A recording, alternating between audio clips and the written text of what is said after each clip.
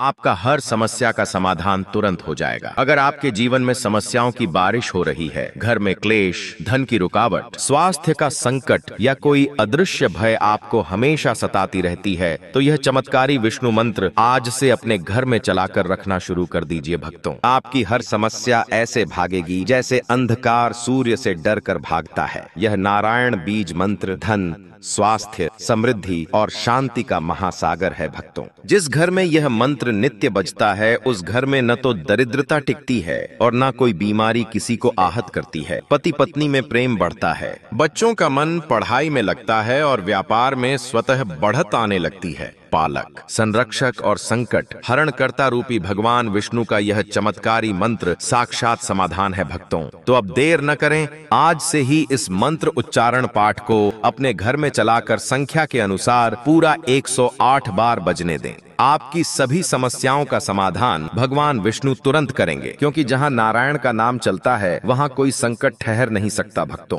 कपीथाक्षमालम करस्थम चक्रम सुधासागराभम सदा सत्वशांतम भवदुःखहरम भजे पुण्यरूपम सदा विष्णुमीशं नमामि नम्रः। ओम श्रीं ह्रीं क्लीं नारायणाय नमः। मम सर्वार्थ सिद्धिं कुरु दुःखक्षयं सुखवृद्धिं च विष्णवे स्वाहा। कपीथाक्षमालम करस्थम चक्रम सुधासागराभम सदा सत्वशांतम भवदुःखहरम भजे पुण्यरूपम सदा विष्णुमीशं नमामि नम्रः। ओम श्रीं ह्रीं क्लीं नारायणाय नमः। मम सर्वार्थ सिद्धिं कुरु दुःखक्षयं सुखवृद्धिं च विष्णवे स्वाहा। कपीथाक्षमालम करस्थम चक्रम सुधासागराभम सदा सत्वशांतम भवदुःखहरम भजे पुण्यरूपम सदा विष्णुमीशं नमामि नम्रः। ओम श्रीं ह्रीं क्लीं नारायणाय नमः। मम सर्वार्थ सिद्धिं कुरु दुःखक्षयं सुखवृद्धिं च विष्णवे स्वाहा। कपीथाक्षमालम करस्थम चक्रम सुधासागराभम सदा सत्वशांतम भवदुःखहरम भजे पुण्यरूपम सदा विष्णुमीशं नमामि नम्रः।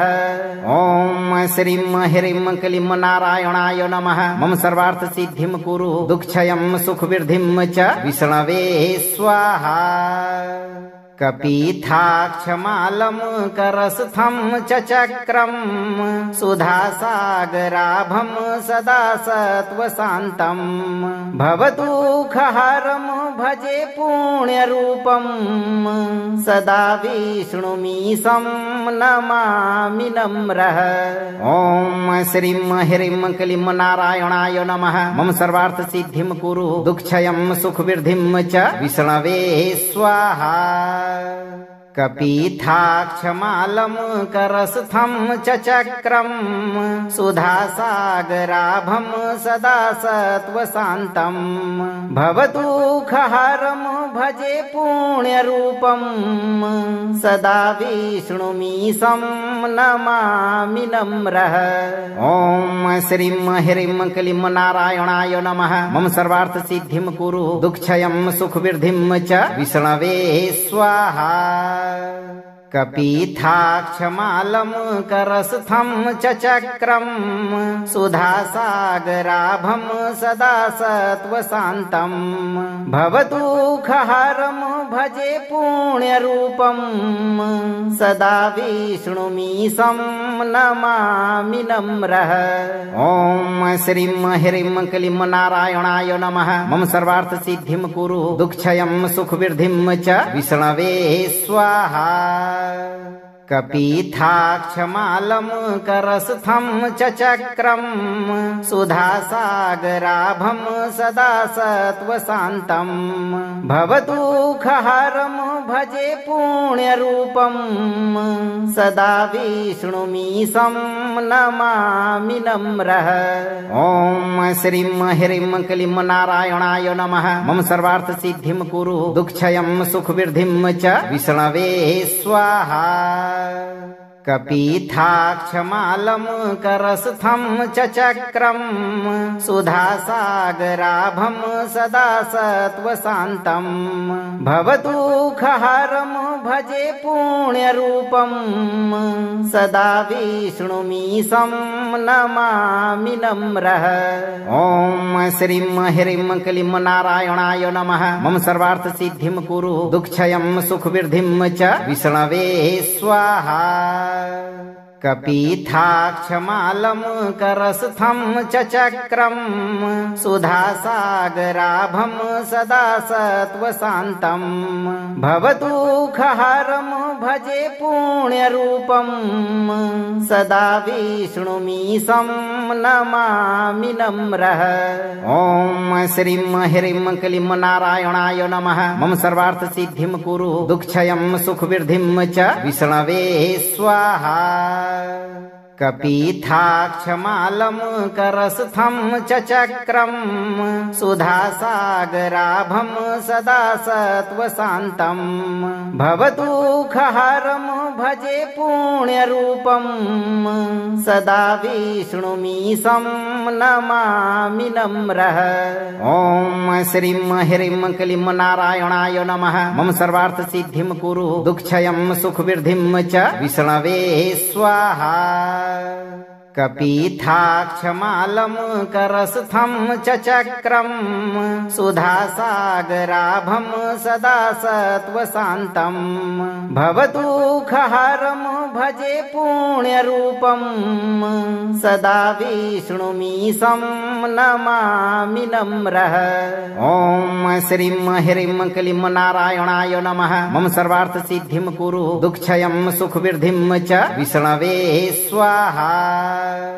कपीथाक्षमालं करस्थं च चक्रं सुधासागराभं सदा सत्त्वशान्तं भवदुःखहरं भजे पुण्यरूपं सदा विष्णुमीशं नमामि नम्रः।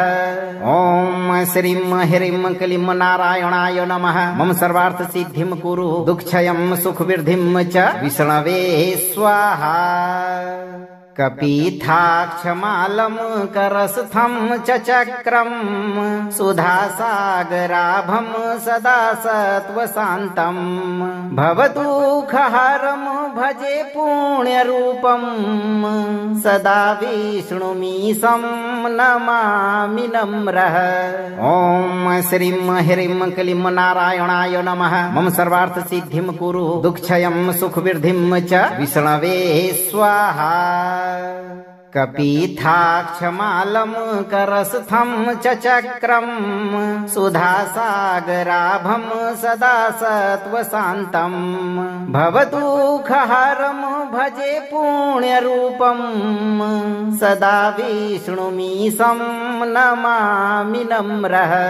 ॐ श्रीं ह्रीं क्लीं नारायणाय नमः। मम सर्वार्थ सिद्धिं कुरु दुःखक्षयं सुखवृद्धिं च विष्णवे स्वाहा। कपीथाक्षमालं करस्थं च चक्रं सुधासागराभं सदा सत्त्वशान्तं भवदुःखहरं भजे पुण्यरूपं सदा विष्णुमीशं नमामि नम्रः। ॐ श्रीं ह्रीं क्लीं नारायणाय नमः। मम सर्वार्थ सिद्धिं कुरु दुःखक्षयं सुखवृद्धिं च विष्णवे स्वाहा। कपीथाक्षमालं करस्थं च चक्रं सुधासागराभं सदा सत्त्वशान्तं भवदुःखहरं भजे पुण्यरूपं सदा विष्णुमीशं नमामि नम्रः। ॐ श्रीं ह्रीं क्लीं नारायणाय नमः। मम सर्वार्थ सिद्धिं कुरु दुःखक्षयं सुखवृद्धिं च विष्णवे स्वाहा। कपीथाक्षमालं करस्थं च चक्रं सुधासागराभं सदा सत्त्वशान्तं भवदुःखहरं भजे पुण्यरूपं सदा विष्णुमीशं नमामि नम्रः। ॐ श्रीं ह्रीं क्लीं नारायणाय नमः। मम सर्वार्थ सिद्धिं कुरु दुःखक्षयं सुखवृद्धिं च विष्णवे स्वाहा। कपीथाक्षमालं करस्थं च चक्रं सुधासागराभं सदा सत्त्वशान्तं भवदुःखहरं भजे पुण्यरूपं सदा विष्णुमीशं नमामि नम्रः। ॐ श्रीं ह्रीं क्लीं नारायणाय नमः। मम सर्वार्थ सिद्धिं कुरु दुःखक्षयं सुखवृद्धिं च विष्णवे स्वाहा। कपीथाक्षमालं करस्थं च चक्रं सुधासागराभं सदा सत्त्वशान्तं भवदुःखहरं भजे पुण्यरूपं सदा विष्णुमीशं नमामि नम्रः। ॐ श्रीं ह्रीं क्लीं नारायणाय नमः। मम सर्वार्थ सिद्धिं कुरु दुःखक्षयं सुखवृद्धिं च विष्णवे स्वाहा। कपीथाक्षमालं करस्थं च चक्रं सुधासागराभं सदा सत्त्वशान्तं भवदुःखहरं भजे पुण्यरूपं सदा विष्णुमीशं नमामि नम्रः। ॐ श्रीं ह्रीं क्लीं नारायणाय नमः। मम सर्वार्थ सिद्धिं कुरु दुःखक्षयं सुखवृद्धिं च विष्णवे स्वाहा।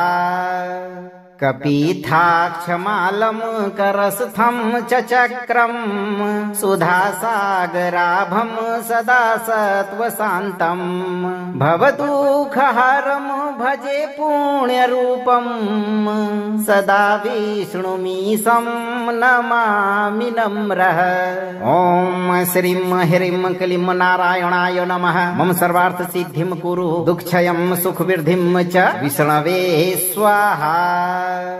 कपीथाक्षमालं करस्थं च चक्रं सुधासागराभं सदा सत्त्वशान्तं भवदुःखहरं भजे पुण्यरूपं सदा विष्णुमीशं नमामि नम्रः। ॐ श्रीं ह्रीं क्लीं नारायणाय नमः। मम सर्वार्थ सिद्धिं कुरु दुःखक्षयं सुखवृद्धिं च विष्णवे स्वाहा। कपीथाक्षमालं करस्थं च चक्रं सुधासागराभं सदा सत्त्वशान्तं भवदुःखहरं भजे पुण्यरूपं सदा विष्णुमीशं नमामि नम्रः। ॐ श्रीं ह्रीं क्लीं नारायणाय नमः। मम सर्वार्थ सिद्धिं कुरु दुःखक्षयं सुखवृद्धिं च विष्णवे स्वाहा। कपीथाक्षमालं करस्थं च चक्रं सुधासागराभं सदा सत्त्वशान्तं भवदुःखहरं भजे पुण्यरूपं सदा विष्णुमीशं नमामि नम्रः। ॐ श्रीं ह्रीं क्लीं नारायणाय नमः। मम सर्वार्थ सिद्धिं कुरु दुःखक्षयं सुखवृद्धिं च विष्णवे स्वाहा। कपीथाक्षमालं करस्थं च चक्रं सुधासागराभं सदा सत्त्वशान्तं भवदुःखहरं भजे पुण्यरूपं सदा विष्णुमीशं नमामि नम्रः। ॐ श्रीं ह्रीं क्लीं नारायणाय नमः। मम सर्वार्थ सिद्धिं कुरु दुःखक्षयं सुखवृद्धिं च विष्णवे स्वाहा। कपीथाक्षमालं करस्थं च चक्रं सुधासागराभं सदा सत्त्वशान्तं भवदुःखहरं भजे पुण्यरूपं सदा विष्णुमीशं नमामि नम्रः। ॐ श्रीं ह्रीं क्लीं नारायणाय नमः। मम सर्वार्थ सिद्धिं कुरु दुःखक्षयं सुखवृद्धिं च विष्णवे स्वाहा। कपीथाक्षमालं करस्थं च चक्रं सुधासागराभं सदा सत्त्वशान्तं भवदुःखहरं भजे पुण्यरूपं सदा विष्णुमीशं नमामि नम्रः। ॐ श्रीं ह्रीं क्लीं नारायणाय नमः। मम सर्वार्थ सिद्धिं कुरु दुःखक्षयं सुखवृद्धिं च विष्णवे स्वाहा। कपीथाक्षमालं करस्थं च चक्रं सुधासागराभं सदा सत्त्वशान्तं भवदुःखहरं भजे पुण्यरूपं सदा विष्णुमीशं नमामि नम्रः। ॐ श्रीं ह्रीं क्लीं नारायणाय नमः। मम सर्वार्थ सिद्धिं कुरु दुःखक्षयं सुखवृद्धिं च विष्णवे स्वाहा। कपीथाक्षमालं करस्थं च चक्रं सुधासागराभं सदा सत्त्वशान्तं भवदुःखहरं भजे पुण्यरूपं सदा विष्णुमीशं नमामि नम्रः। ॐ श्रीं ह्रीं क्लीं नारायणाय नमः। मम सर्वार्थ सिद्धिं कुरु दुःखक्षयं सुखवृद्धिं च विष्णवे स्वाहा। कपीथाक्षमालं करस्थं च चक्रं सुधासागराभं सदा सत्त्वशान्तं भवदुःखहरं भजे पुण्यरूपं सदा विष्णुमीशं नमामि नम्रः। ॐ श्रीं ह्रीं क्लीं नारायणाय नमः। मम सर्वार्थ सिद्धिं कुरु दुःखक्षयं सुखवृद्धिं च विष्णवे स्वाहा। कपीथाक्षमालं करस्थं च चक्रं सुधासागराभं सदा सत्त्वशान्तं भवदुःखहरं भजे पुण्यरूपं सदा विष्णुमीशं नमामि नम्रः। ॐ श्रीं ह्रीं क्लीं नारायणाय नमः। मम सर्वार्थ सिद्धिं कुरु दुःखक्षयं सुखवृद्धिं च विष्णवे स्वाहा। कपीथाक्षमालं करस्थं च चक्रं सुधासागराभं सदा सत्त्वशान्तं भवदुःखहरं भजे पुण्यरूपं सदा विष्णुमीशं नमामि नम्रः। ॐ श्रीं ह्रीं क्लीं नारायणाय नमः। मम सर्वार्थ सिद्धिं कुरु दुःखक्षयं सुखवृद्धिं च विष्णवे स्वाहा। कपीथाक्षमालं करस्थं च चक्रं सुधासागराभं सदा सत्त्वशान्तं भवदुःखहरं भजे पुण्यरूपं सदा विष्णुमीशं नमामि नम्रः। ॐ श्रीं ह्रीं क्लीं नारायणाय नमः। मम सर्वार्थ सिद्धिं कुरु दुःखक्षयं सुखवृद्धिं च विष्णवे स्वाहा। कपीथाक्षमालं करस्थं च चक्रं सुधासागराभं सदा सत्त्वशान्तं भवदुःखहरं भजे पुण्यरूपं सदा विष्णुमीशं नमामि नम्रः। ॐ श्रीं ह्रीं क्लीं नारायणाय नमः। मम सर्वार्थ सिद्धिं कुरु दुःखक्षयं सुखवृद्धिं च विष्णवे स्वाहा। कपीथाक्षमालं करस्थं च चक्रं सुधासागराभं सदा सत्त्वशान्तं भवदुःखहरं भजे पुण्यरूपं सदा विष्णुमीशं नमामि नम्रः। ॐ श्रीं ह्रीं क्लीं नारायणाय नमः। मम सर्वार्थ सिद्धिं कुरु दुःखक्षयं सुखवृद्धिं च विष्णवे स्वाहा। कपीथाक्षमालं करस्थं च चक्रं सुधासागराभं सदा सत्त्वशान्तं भवदुःखहरं भजे पुण्यरूपं सदा विष्णुमीशं नमामि नम्रः। ॐ श्रीं ह्रीं क्लीं नारायणाय नमः। मम सर्वार्थ सिद्धिं कुरु दुःखक्षयं सुखवृद्धिं च विष्णवे स्वाहा। कपीथाक्षमालं करस्थं च चक्रं सुधासागराभं सदा सत्त्वशान्तं भवदुःखहरं भजे पुण्यरूपं सदा विष्णुमीशं नमामि नम्रः। ॐ श्रीं ह्रीं क्लीं नारायणाय नमः। मम सर्वार्थ सिद्धिं कुरु दुःखक्षयं सुखवृद्धिं च विष्णवे स्वाहा।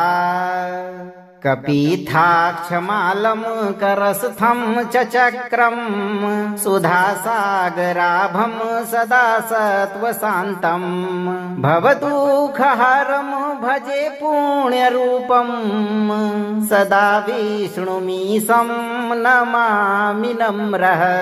ॐ श्रीं ह्रीं क्लीं नारायणाय नमः। मम सर्वार्थ सिद्धिं कुरु दुःखक्षयं सुखवृद्धिं च विष्णवे स्वाहा। कपीथाक्षमालं करस्थं च चक्रं सुधासागराभं सदा सत्त्वशान्तं भवदुःखहरं भजे पुण्यरूपं सदा विष्णुमीशं नमामि नम्रः।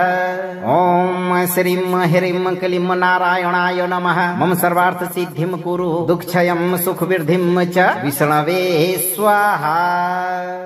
कपीथाक्षमालं करस्थं च चक्रं सुधासागराभं सदा सत्त्वशान्तं भवदुःखहरं भजे पुण्यरूपं सदा विष्णुमीशं नमामि नम्रः।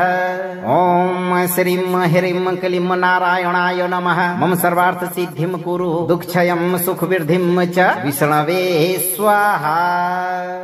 कपीथाक्षमालं करस्थं च चक्रं सुधासागराभं सदा सत्त्वशान्तं भवदुःखहरं भजे पुण्यरूपं सदा विष्णुमीशं नमामि नम्रः।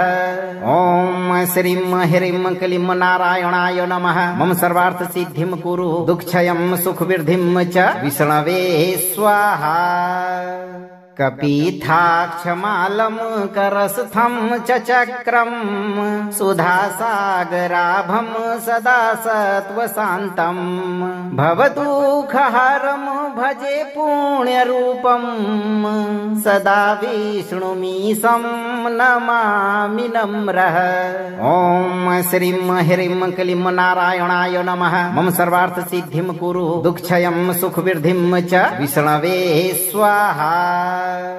कपीथाक्षमालं करस्थं च चक्रं सुधासागराभं सदा सत्त्वशान्तं भवदुःखहरं भजे पुण्यरूपं सदा विष्णुमीशं नमामि नम्रः। ॐ श्रीं ह्रीं क्लीं नारायणाय नमः। मम सर्वार्थ सिद्धिं कुरु दुःखक्षयं सुखवृद्धिं च विष्णवे स्वाहा। कपीथाक्षमालं करस्थं च चक्रं सुधासागराभं सदा सत्त्वशान्तं भवदुःखहरं भजे पुण्यरूपं सदा विष्णुमीशं नमामि नम्रः। ॐ श्रीं ह्रीं क्लीं नारायणाय नमः। मम सर्वार्थ सिद्धिं कुरु दुःखक्षयं सुखवृद्धिं च विष्णवे स्वाहा। कपीथाक्षमालं करस्थं च चक्रं सुधासागराभं सदा सत्त्वशान्तं भवदुःखहरं भजे पुण्यरूपं सदा विष्णुमीशं नमामि नम्रः।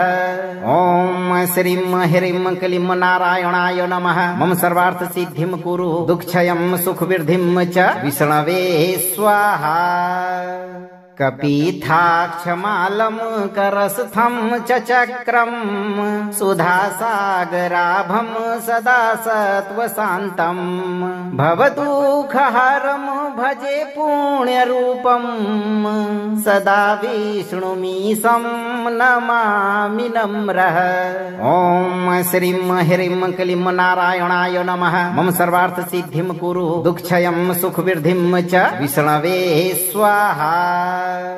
कपीथाक्षमालं करस्थं च चक्रं सुधासागराभं सदा सत्त्वशान्तं भवदुःखहरं भजे पुण्यरूपं सदा विष्णुमीशं नमामि नम्रः। ॐ श्रीं ह्रीं क्लीं नारायणाय नमः। मम सर्वार्थ सिद्धिं कुरु दुःखक्षयं सुखवृद्धिं च विष्णवे स्वाहा। कपीथाक्षमालं करस्थं च चक्रं सुधासागराभं सदा सत्त्वशान्तं भवदुःखहरं भजे पुण्यरूपं सदा विष्णुमीशं नमामि नम्रः। ॐ श्रीं ह्रीं क्लीं नारायणाय नमः। मम सर्वार्थ सिद्धिं कुरु दुःखक्षयं सुखवृद्धिं च विष्णवे स्वाहा। कपीथाक्षमालं करस्थं च चक्रं सुधासागराभं सदा सत्त्वशान्तं भवदुःखहरं भजे पुण्यरूपं सदा विष्णुमीशं नमामि नम्रः। ॐ श्रीं ह्रीं क्लीं नारायणाय नमः। मम सर्वार्थ सिद्धिं कुरु दुःखक्षयं सुखवृद्धिं च विष्णवे स्वाहा। कपीथाक्षमालं करस्थं च चक्रं सुधासागराभं सदा सत्त्वशान्तं भवदुःखहरं भजे पुण्यरूपं सदा विष्णुमीशं नमामि नम्रः। ॐ श्रीं ह्रीं क्लीं नारायणाय नमः। मम सर्वार्थ सिद्धिं कुरु दुःखक्षयं सुखवृद्धिं च विष्णवे स्वाहा। कपीथाक्षमालं करस्थं च चक्रं सुधासागराभं सदा सत्त्वशान्तं भवदुःखहरं भजे पुण्यरूपं सदा विष्णुमीशं नमामि नम्रः। ॐ श्रीं ह्रीं क्लीं नारायणाय नमः। मम सर्वार्थ सिद्धिं कुरु दुःखक्षयं सुखवृद्धिं च विष्णवे स्वाहा। कपीथाक्षमालं करस्थं च चक्रं सुधासागराभं सदा सत्त्वशान्तं भवदुःखहरं भजे पुण्यरूपं सदा विष्णुमीशं नमामि नम्रः। ॐ श्रीं ह्रीं क्लीं नारायणाय नमः। मम सर्वार्थ सिद्धिं कुरु दुःखक्षयं सुखवृद्धिं च विष्णवे स्वाहा। कपीथाक्षमालं करस्थं च चक्रं सुधासागराभं सदा सत्त्वशान्तं भवदुःखहरं भजे पुण्यरूपं सदा विष्णुमीशं नमामि नम्रः। ॐ श्रीं ह्रीं क्लीं नारायणाय नमः। मम सर्वार्थ सिद्धिं कुरु दुःखक्षयं सुखवृद्धिं च विष्णवे स्वाहा। कपीथाक्षमालं करस्थं च चक्रं सुधासागराभं सदा सत्त्वशान्तं भवदुःखहरं भजे पुण्यरूपं सदा विष्णुमीशं नमामि नम्रः। ॐ श्रीं ह्रीं क्लीं नारायणाय नमः। मम सर्वार्थ सिद्धिं कुरु दुःखक्षयं सुखवृद्धिं च विष्णवे स्वाहा। कपीथाक्षमालं करस्थं च चक्रं सुधासागराभं सदा सत्त्वशान्तं भवदुःखहरं भजे पुण्यरूपं सदा विष्णुमीशं नमामि नम्रः। ॐ श्रीं ह्रीं क्लीं नारायणाय नमः। मम सर्वार्थ सिद्धिं कुरु दुःखक्षयं सुखवृद्धिं च विष्णवे स्वाहा। कपीथाक्षमालं करस्थं च चक्रं सुधासागराभं सदा सत्त्वशान्तं भवदुःखहरं भजे पुण्यरूपं सदा विष्णुमीशं नमामि नम्रः।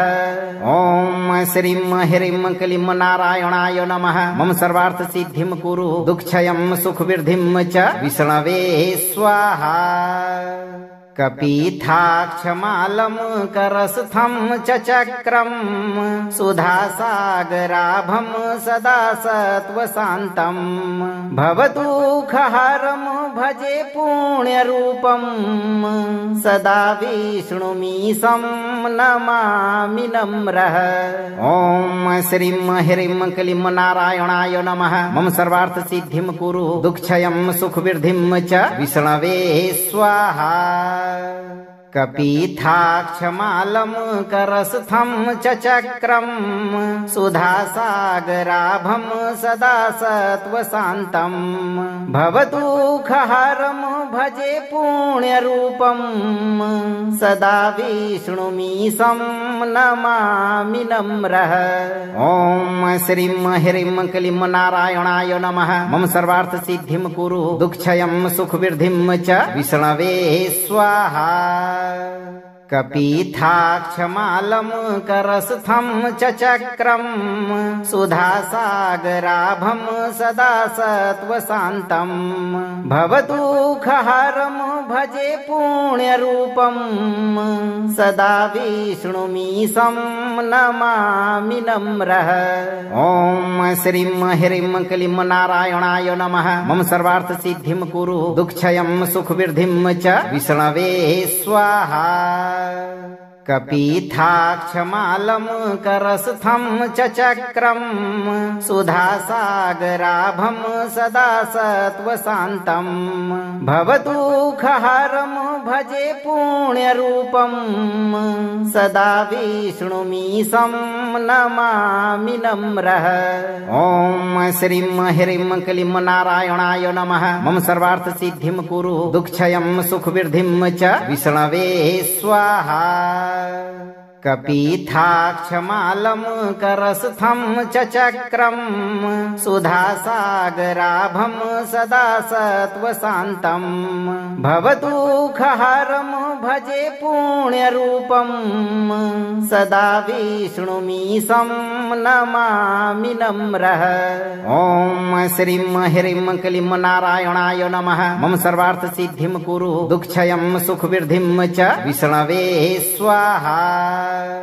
कपीथाक्षमालं करस्थं च चक्रं सुधासागराभं सदा सत्त्वशान्तं भवदुःखहरं भजे पुण्यरूपं सदा विष्णुमीशं नमामि नम्रः। ॐ श्रीं ह्रीं क्लीं नारायणाय नमः। मम सर्वार्थ सिद्धिं कुरु दुःखक्षयं सुखवृद्धिं च विष्णवे स्वाहा। कपीथाक्षमालं करस्थं च चक्रं सुधासागराभं सदा सत्त्वशान्तं भवदुःखहरं भजे पुण्यरूपं सदा विष्णुमीशं नमामि नम्रः। ॐ श्रीं ह्रीं क्लीं नारायणाय नमः। मम सर्वार्थ सिद्धिं कुरु दुःखक्षयं सुखवृद्धिं च विष्णवे स्वाहा। कपीथाक्षमालं करस्थं च चक्रं सुधासागराभं सदा सत्त्वशान्तं भवदुःखहरं भजे पुण्यरूपं सदा विष्णुमीशं नमामि नम्रः। ॐ श्रीं ह्रीं क्लीं नारायणाय नमः। मम सर्वार्थ सिद्धिं कुरु दुःखक्षयं सुखवृद्धिं च विष्णवे स्वाहा। कपीथाक्षमालं करस्थं च चक्रं सुधासागराभं सदा सत्त्वशान्तं भवदुःखहरं भजे पुण्यरूपं सदा विष्णुमीशं नमामि नम्रः। ॐ श्रीं ह्रीं क्लीं नारायणाय नमः। मम सर्वार्थ सिद्धिं कुरु दुःखक्षयं सुखवृद्धिं च विष्णवे स्वाहा। कपीथाक्षमालं करस्थं च चक्रं सुधासागराभं सदा सत्त्वशान्तं भवदुःखहरं भजे पुण्यरूपं सदा विष्णुमीशं नमामि नम्रः। ॐ श्रीं ह्रीं क्लीं नारायणाय नमः। मम सर्वार्थ सिद्धिं कुरु दुःखक्षयं सुखवृद्धिं च विष्णवे स्वाहा। कपीथाक्षमालं करस्थं च चक्रं सुधासागराभं सदा सत्त्वशान्तं भवदुःखहरं भजे पुण्यरूपं सदा विष्णुमीशं नमामि नम्रः। ॐ श्रीं ह्रीं क्लीं नारायणाय नमः। मम सर्वार्थ सिद्धिं कुरु दुःखक्षयं सुखवृद्धिं च विष्णवे स्वाहा। कपीथाक्षमालं करस्थं च चक्रं सुधासागराभं सदा सत्त्वशान्तं भवदुःखहरं भजे पुण्यरूपं सदा विष्णुमीशं नमामि नम्रः। ॐ श्रीं ह्रीं क्लीं नारायणाय नमः। मम सर्वार्थ सिद्धिं कुरु दुःखक्षयं सुखवृद्धिं च विष्णवे स्वाहा। कपीथाक्षमालं करस्थं च चक्रं सुधासागराभं सदा सत्त्वशान्तं भवदुःखहरं भजे पुण्यरूपं सदा विष्णुमीशं नमामि नम्रः। ॐ श्रीं ह्रीं क्लीं नारायणाय नमः। मम सर्वार्थ सिद्धिं कुरु दुःखक्षयं सुखवृद्धिं च विष्णवे स्वाहा। कपीथाक्षमालं करस्थं च चक्रं सुधासागराभं सदा सत्त्वशान्तं भवदुःखहरं भजे पुण्यरूपं सदा विष्णुमीशं नमामि नम्रः। ॐ श्रीं ह्रीं क्लीं नारायणाय नमः। मम सर्वार्थ सिद्धिं कुरु दुःखक्षयं सुखवृद्धिं च विष्णवे स्वाहा। कपीथाक्षमालं करस्थं च चक्रं सुधासागराभं सदा सत्त्वशान्तं भवदुःखहरं भजे पुण्यरूपं सदा विष्णुमीशं नमामि नम्रः। ॐ श्रीं ह्रीं क्लीं नारायणाय नमः। मम सर्वार्थसिद्धिं कुरु दुःखक्षयं सुखवृद्धिं च विष्णवे स्वाहा। कपीथाक्षमालं करस्थं च चक्रं सुधासागराभं सदा सत्त्वशान्तं भवदुःखहरं भजे पुण्यरूपं सदा विष्णुमीशं नमामि नम्रः। ॐ श्रीं ह्रीं क्लीं नारायणाय नमः। मम सर्वार्थसिद्धिं कुरु दुःखक्षयं सुखवृद्धिं च विष्णवे स्वाहा।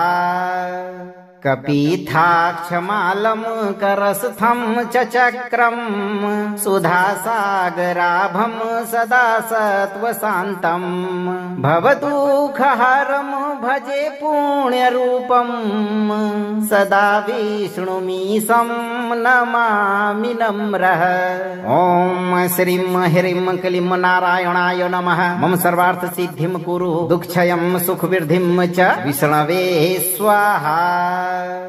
कपीथाक्षमालं करस्थं च चक्रं सुधासागराभं सदा सत्त्वशान्तं भवदुःखहरं भजे पुण्यरूपं सदा विष्णुमीशं नमामि नम्रः।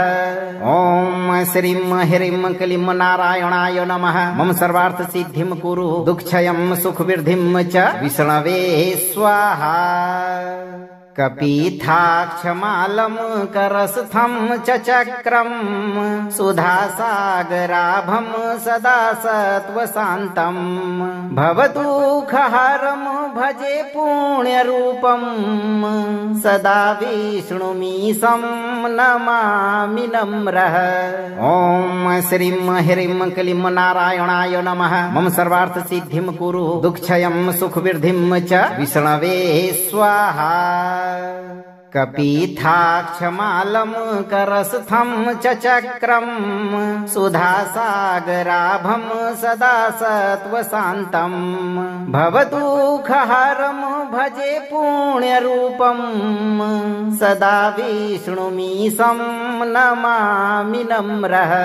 ॐ श्रीं ह्रीं क्लीं नारायणाय नमः। मम सर्वार्थसिद्धिं कुरु दुःखक्षयं सुखवृद्धिं च विष्णवे स्वाहा। कपीथाक्षमालं करस्थं च चक्रं सुधासागराभं सदा सत्त्वशान्तं भवदुःखहरं भजे पुण्यरूपं सदा विष्णुमीशं नमामि नम्रः। ॐ श्रीं ह्रीं क्लीं नारायणाय नमः। मम सर्वार्थसिद्धिं कुरु दुःखक्षयं सुखवृद्धिं च विष्णवे स्वाहा। कपीथाक्षमालं करस्थं च चक्रं सुधासागराभं सदा सत्त्वशान्तं भवदुःखहरं भजे पुण्यरूपं सदा विष्णुमीशं नमामि नम्रः। ॐ श्रीं ह्रीं क्लीं नारायणाय नमः। मम सर्वार्थसिद्धिं कुरु दुःखक्षयं सुखवृद्धिं च विष्णवे स्वाहा।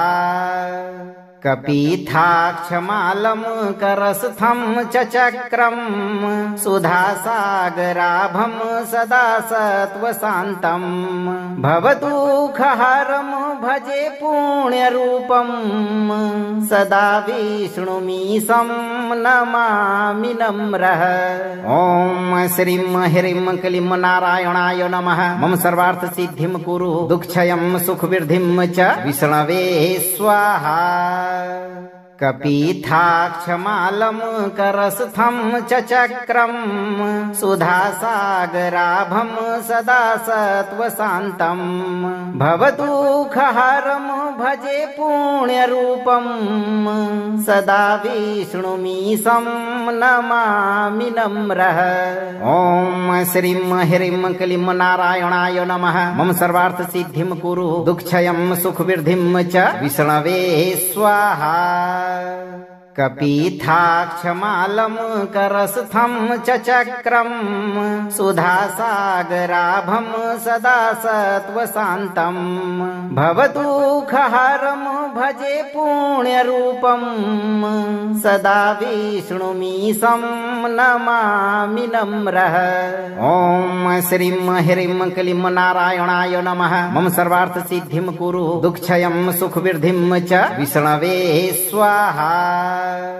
कपिथाक्षमालं करस्थं च चक्रं सुधासागराभं सदा सत्त्वशान्तं भवदुःखहरं भजे पुण्यरूपं सदा विष्णुमीशं नमामि नम्रः। ॐ श्रीं ह्रीं क्लीं नारायणाय नमः। मम सर्वार्थ सिद्धिं कुरु दुःखक्षयं सुखवृद्धिं च विष्णवे स्वाहा। कपिथाक्षमालं करस्थं च चक्रं सुधासागराभं सदा सत्त्वशान्तं भवदुःखहरं भजे पुण्यरूपं सदा विष्णुमीशं नमामि नम्रः। ॐ श्रीं ह्रीं क्लीं नारायणाय नमः। मम सर्वार्थ सिद्धिं कुरु दुःखक्षयं सुखवृद्धिं च विष्णवे स्वाहा। कपिथाक्षमालं करस्थं च चक्रं सुधासागराभं सदा सत्त्वशान्तं भवदुःखहरं भजे पुण्यरूपं सदा विष्णुमीशं नमामि नम्रः। ॐ श्रीं ह्रीं क्लीं नारायणाय नमः। मम सर्वार्थ सिद्धिं कुरु दुःखक्षयं सुखवृद्धिं च विष्णवे स्वाहा। कपिथाक्षमालं करस्थं च चक्रं सुधासागराभं सदा सत्त्वशान्तं भवदुःखहरं भजे पुण्यरूपं सदा विष्णुमीशं नमामि नम्रः। ॐ श्रीं ह्रीं क्लीं नारायणाय नमः। मम सर्वार्थ सिद्धिं कुरु दुःखक्षयं सुखवृद्धिं च विष्णवे स्वाहा।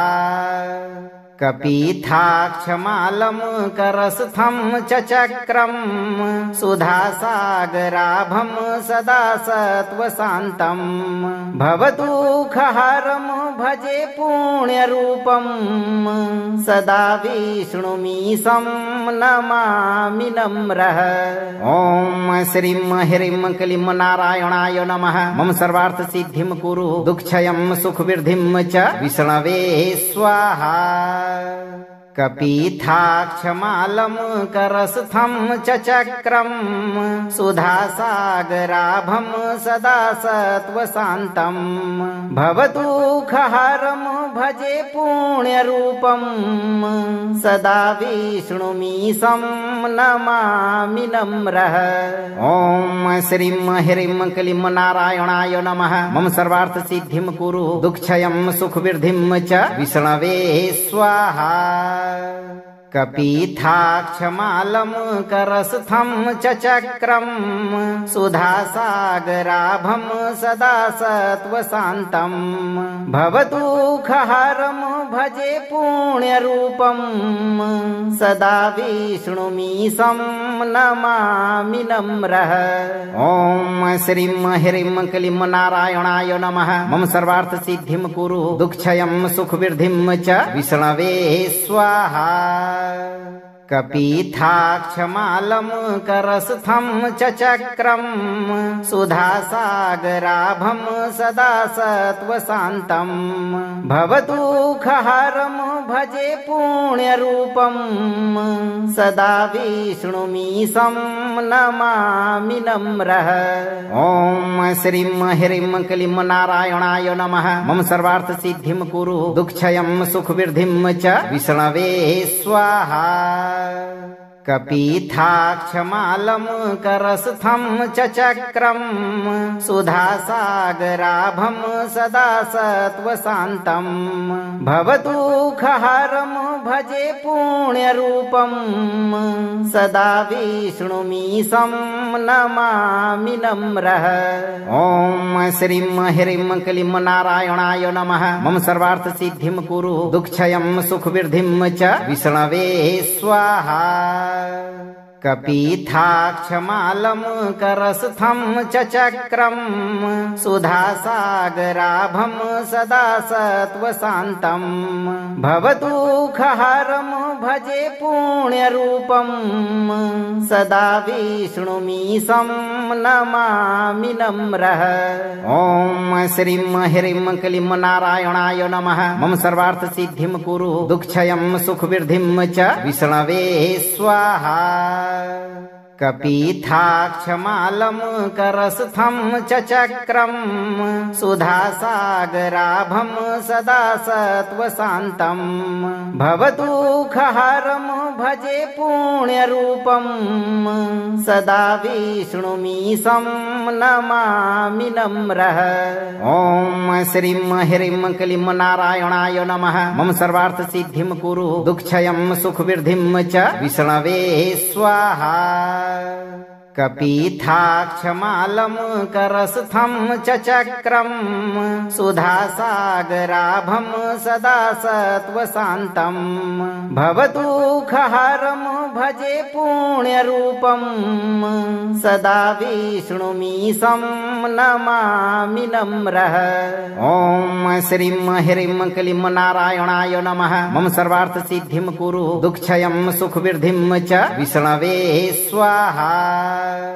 कपीथाक्षमालं करस्थं च चक्रं सुधासागराभं सदा सत्त्वशान्तं भवदुःखहरं भजे पुण्यरूपं सदा विष्णुमीशं नमामि नम्रः।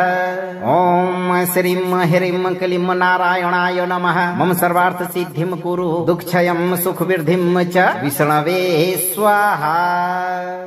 कपीथाक्षमालं करस्थं च चक्रं सुधासागराभं सदा सत्त्वशान्तं भवदुःखहरं भजे पुण्यरूपं सदा विष्णुमीशं नमामि नम्रः। ॐ श्रीं ह्रीं क्लीं नारायणाय नमः। मम सर्वार्थसिद्धिं कुरु दुःखक्षयं सुखवृद्धिं च विष्णवे स्वाहा। कपीथाक्षमालं करस्थं च चक्रं सुधासागराभं सदा सत्त्वशान्तं भवदुःखहरं भजे पुण्यरूपं सदा विष्णुमीशं नमामि नम्रः। ॐ श्रीं ह्रीं क्लीं नारायणाय नमः। मम सर्वार्थसिद्धिं कुरु दुःखक्षयं सुखवृद्धिं च विष्णवे स्वाहा। कपीथाक्षमालं करस्थं च चक्रं सुधासागराभं सदा सत्त्वशान्तं भवदुःखहरं भजे पुण्यरूपं सदा विष्णुमीशं नमामि नम्रः।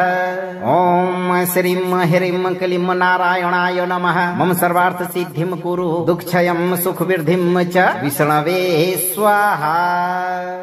कपीथाक्षमालं करस्थं च चक्रं सुधासागराभं सदा सत्त्वशान्तं भवदुःखहरं भजे पुण्यरूपं सदा विष्णुमीशं नमामि नम्रः। ॐ श्रीं ह्रीं क्लीं नारायणाय नमः। मम सर्वार्थसिद्धिं कुरु दुःखक्षयं सुखवृद्धिं च विष्णवे स्वाहा।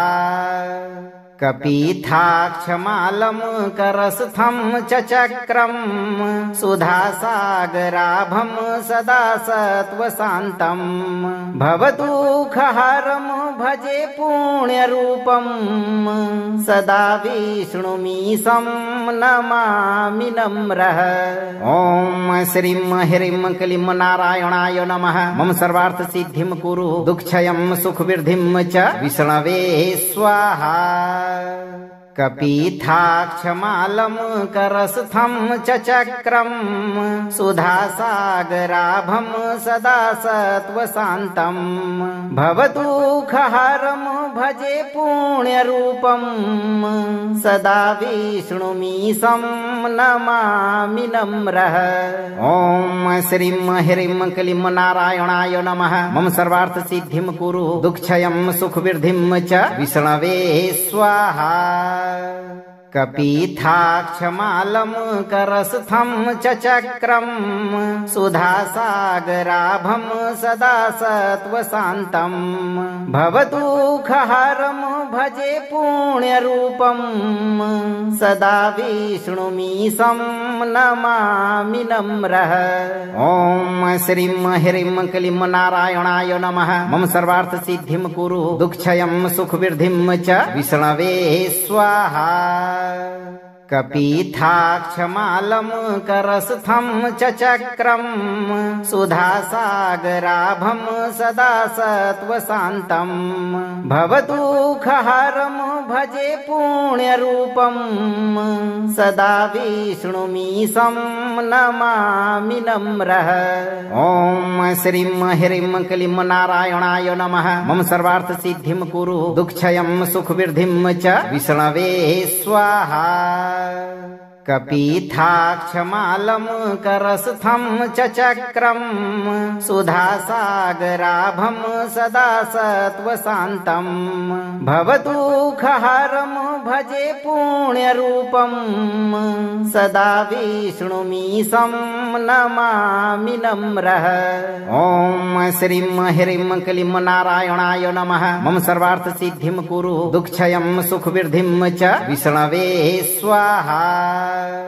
कपिथाक्षमालं करस्थं च चक्रं सुधासागराभं सदा सत्त्वशान्तं भवदुःखहरं भजे पुण्यरूपं सदा विष्णुमीशं नमामि नम्रः।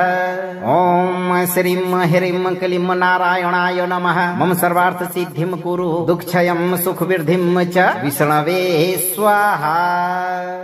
कपिथाक्षमालं करस्थं च चक्रं सुधासागराभं सदा सत्त्वशान्तं भवदुःखहरं भजे पुण्यरूपं सदा विष्णुमीशं नमामि नम्रः। ॐ श्रीं ह्रीं क्लीं नारायणाय नमः। मम सर्वार्थ सिद्धिं कुरु दुःखक्षयं सुखवृद्धिं च विष्णवे स्वाहा। कपिथाक्षमालं करस्थं च चक्रं सुधासागराभं सदा सत्त्वशान्तं भवदुःखहरं भजे पुण्यरूपं सदा विष्णुमीशं नमामि नम्रः। ॐ श्रीं ह्रीं क्लीं नारायणाय नमः। मम सर्वार्थ सिद्धिं कुरु दुःखक्षयं सुखवृद्धिं च विष्णवे स्वाहा।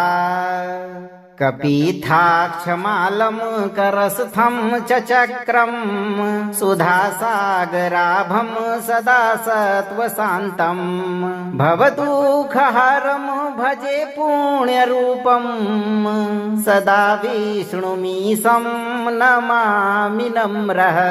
ॐ श्रीं ह्रीं क्लीं नारायणाय नमः। मम सर्वार्थ सिद्धिं कुरु दुःखक्षयं सुखवृद्धिं च विष्णवे स्वाहा। अगर आप भगवान विष्णु के इस मंत्र के प्रभाव से जीवन भर सुखी रहना चाहते हैं तो इस चमत्कारी मंत्र को 11 से 108 दिन तक जरूर सुनें और अपने घर में बजा कर रखें। वीडियो को लाइक करें, शेयर करें और चैनल को सब्सक्राइब करके दरबार की घंटी बजाना न भूलें। धैर्य के साथ भगवान विष्णु पर भरोसा रखें और सही कर्म करते रहें। आपके जीवन में कभी कोई समस्या खड़ी नहीं होगी भक्तों।